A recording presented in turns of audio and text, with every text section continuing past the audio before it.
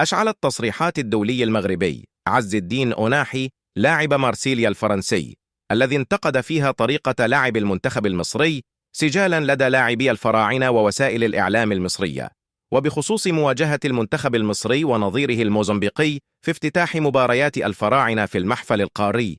قال محمد: البدايات هامة جدا، البطولة الماضية لم تكن انطلاقتنا جيدة، لكننا عدلنا الأخطاء واستطعنا التحسن واستكمال المشوار، ولم يحالفنا الحظ في النهاية.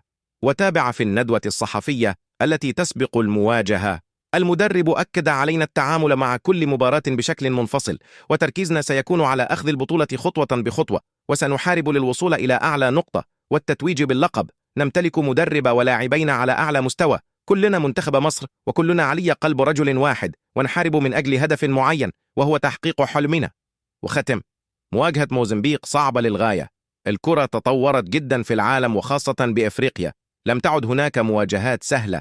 محظوظين بوجود محمد صلاح معنا، نحاول أن نستفيد منه لإسعاد الجماهير، فهو لاعب كبير وقائد بمعنى الكلمة، ويمنحنا النصائح داخل وخارج الملعب نظرا لخبراته التي مر بها خلال مسيرته.